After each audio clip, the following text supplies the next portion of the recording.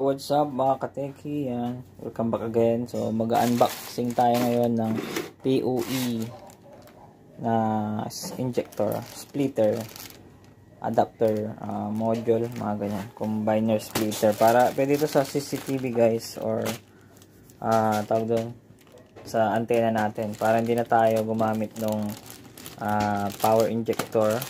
Kung madami yung power injector nyo guys, o yung PoE adapter kagaya ng in-unbox natin nakaraan, makita ko lang yung power injector guys. Ayan guys, so ito yung PoE adapter na common na makikita nyo. Ito yung sa Compass. Ito naman yung nabibili na standard. Ayan, so depende yan sa voltahe. Ito 48 volts to. Same dito, 48 volts to. Ayan o. So, huwag niyo kakalimutan yung amperahe kasi importante yan. So, ito, pinalitan ko na dahil kinalawang na to guys. Yan o, kinalawang na siya. So, hindi na siya okay. Minsan namamatay na pag umiinit. Tapos dito naman yung internet is hindi na siya kumukonect ng maayos. So, ito namang isa, yung problema is okay yung power, pero yung LAN ayaw makapasok. Ayan. So, ito yung mga PoE. Pero ito, iba ito guys. So, i-unboxing natin. Pwede ito sa CCTV. 12 o 48 volts to. Pwede daw. Ayan, buksan natin. Gagamitin natin ito sa antena. Para sa box natin is konti na lang yung makikitang wire. Kasi pag ganito, masyadong kukuha ng space. Di ba? Madami. Lalo pagka-apat na antena. So, ayan, magkakahilera. Tapos maraming malaking space. Ayan guys. Ayan, may indication na rin siya na PoE. Tapos LAN. Ayan, galing pa ito ng min LAN. Ayan, so pwede dito yung ito. Anong tawag dito? Tapos yung jack.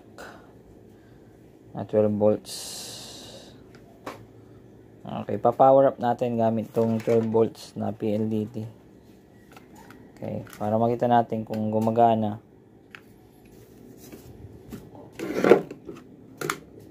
Okay, saksak. Ayan guys, so sinaksak ko na yung anong tawag doon, yung power. So, lapag natin dito, hindi natin alam kung may kuryente. Ayan. So, umilaw naman. Ayan. So, kailangan ma-power up niya yung ating modem. So, okay.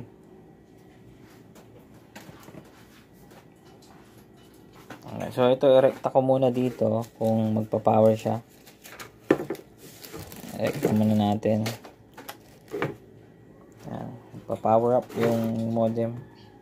Okay, gumagana. So, try natin dito.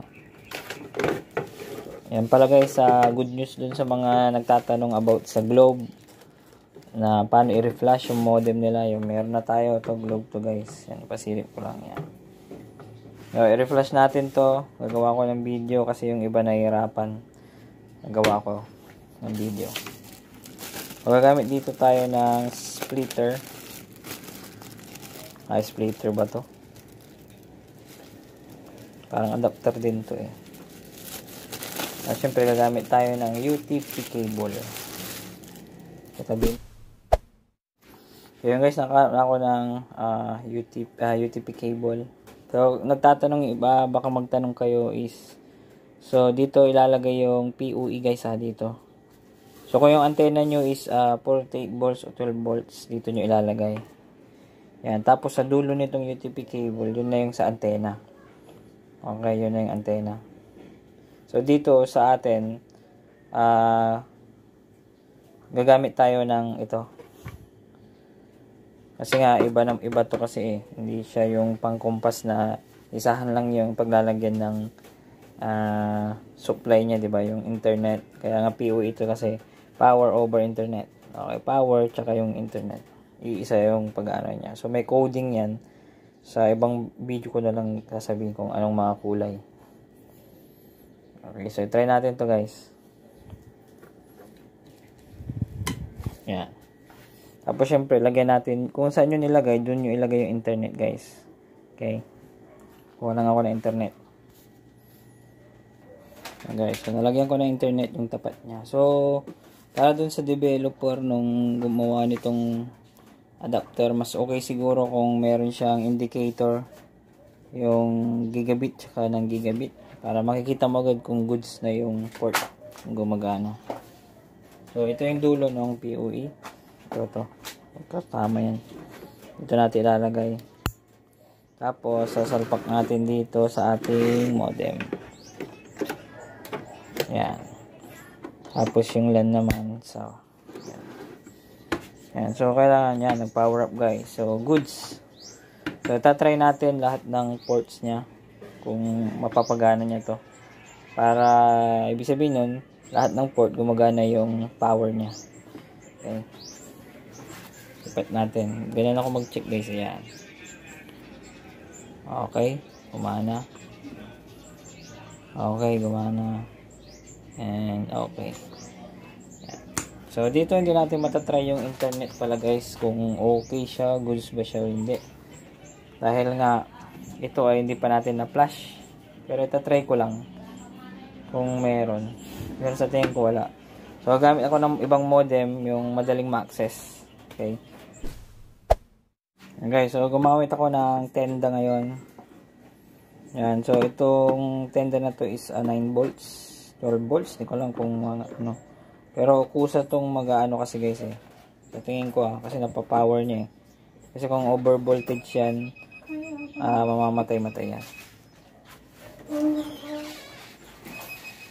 Yan guys, so na-power up na natin to. Hintayin na lang natin siya mag-boot. Then, i-check natin dito.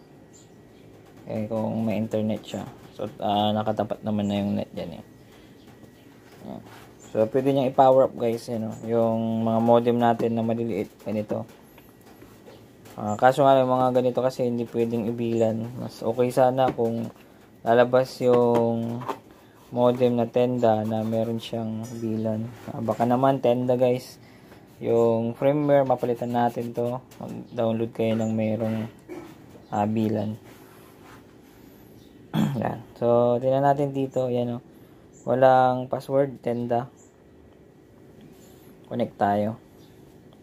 Yan. So, connected tayo. Ibig sabihin yan, may internet.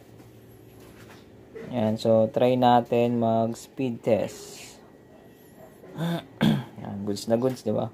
Yan. So, makita nyo 12 volts yung power niyan. Pass.com tayo. Yan. So, ang internet ko is 200 Mbps. So, meron siyang tinatapon na 20. Yan, 17 goods na rin.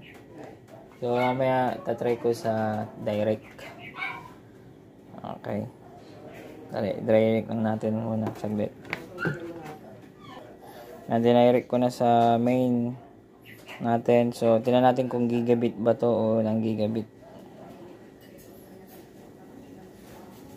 Yan. Yan. So, I think hindi to gigabit. So, ng gigabit to guys kasi hanggang 30 Mbps. Okay. 100 Mbps lang siguro to kahit. Comment na lang kayo o kung gusto nyo i-try guys, lalagay ko yung link doon sa mga may matataas na Mbps. Kasi ang non-gigabit is hanggang 100 Mbps lang. Tapos yung gigabit, pumapalo siya, pwede siya sa hanggang 1000 Mbps. Pero yung direct na tayo, so 38 lang. Or mahina na tong antena ko, di ba? Yun lang, yun yung mga reason. Ayun o. Direct na yan guys. Okay, so okay siya. So lilipat ko na lang siya dito. Lipat. Yan, pagkaalisin ko to guys. Yan. So, mawawala ng internet yan. Mawawala ng internet yan guys. Ayan o. So, lilipat ko dito sa kabila. Kaso, hindi niya katapat. hindi niya tapat. So, wala rin internet yan.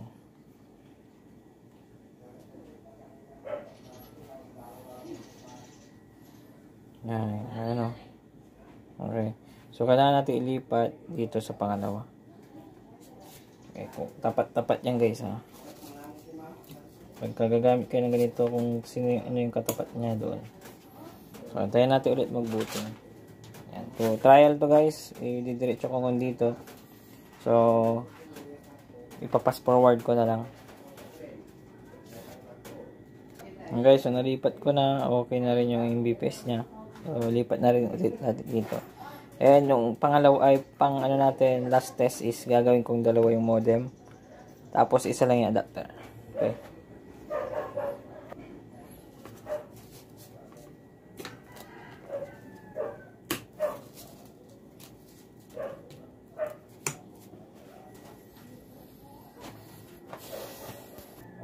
So ito yung pangalawang modem natin na tenda.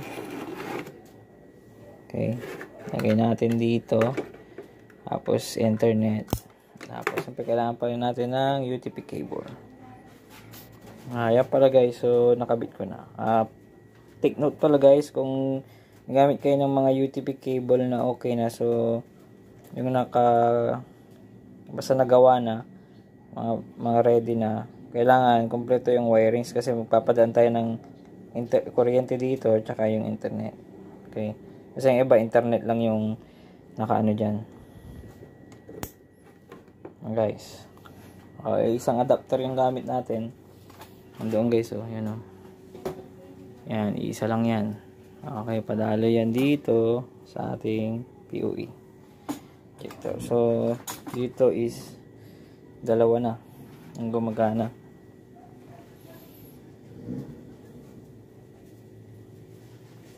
Yan, kita nyo dyan tenda, ito yon. So connect tayo dyan sa pangatlong test natin. Yan. So mamaya yung internet na lang lilipat natin dito. Yan, connected. So speed test natin, same siguro yung makukuha ang dyan, internet. Yan, same. So pare-parehas yung reading ng internet nito, 30. Okay, so connect tayo dun sa kabila. Hindi ko lang kung anong pangalan ito. Yan, Piso Wi-Fi S1. So, reset natin.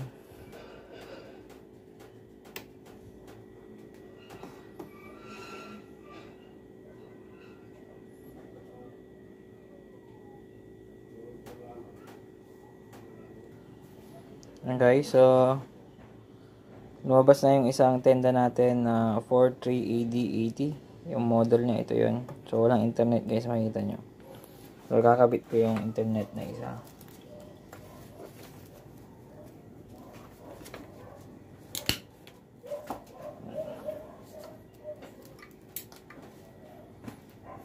Atin. Ayan. Okay, kukonect tayo dito. So, ito yun. Kung meron na. Meron ko na internet. Okay, meron din. Speed test natin. Magana na siya. Ayan. So, same reading din ata ito. 29, 30. Ayan. Ayan. So, 31. So, hindi nagkakala yung reading, di ba? Yan sa dalawa. So, dalawa na yan. Isang adapter lang yung ginamit natin. Yan. So, pwede ito sa CCTV and sa mga AP natin. Napapatagos natin yung internet dyan. Siyempre, pwede rin yung bilan setup dito. Okay? Sa mga nagba-budget meal. So, nasa ano lang to, mga 180. 180 lang yan sa Lazada ata yun yung pinagbilan ko. Yan. O Shopee. So, lagay ko na lang yung link dyan sa description box para makabili kayo. So, hanggang dito na lang guys. Para iwas na tayo dito sa mga adapters na to. Medyo may kamahalan to. Pwede rin kayong gumamit pala ng ano dito, yung centralized power supply. Yung ginagamit pang centralized. So, kung 48 volts yung gagamitin nyo, taasan nyo lang to, 48 volts. Okay. So, hanggang dito na lang. Siguro kung marami, yung ano pala, yung pang-outdoor, diba, 0.32 ampere. So, kung 4 gagamitin nyo, times 4 nyo lang yun. Kung ilan yung lumabas na ampere, yun ang bibili yung centralized. So 48 volts o 12 volts na nasa mataas yung amperahe. Okay. Yun. So ganito lang. Kung hindi pa kayo nakasubscribe sa ating channel, click nyo na yung subscribe button and notification bell para ma-notify kayo sa mga bagong upload natin na video patungkol sa Piso Wi-Fi. Thank you mga kapiso and ka-teki natin. Thank you.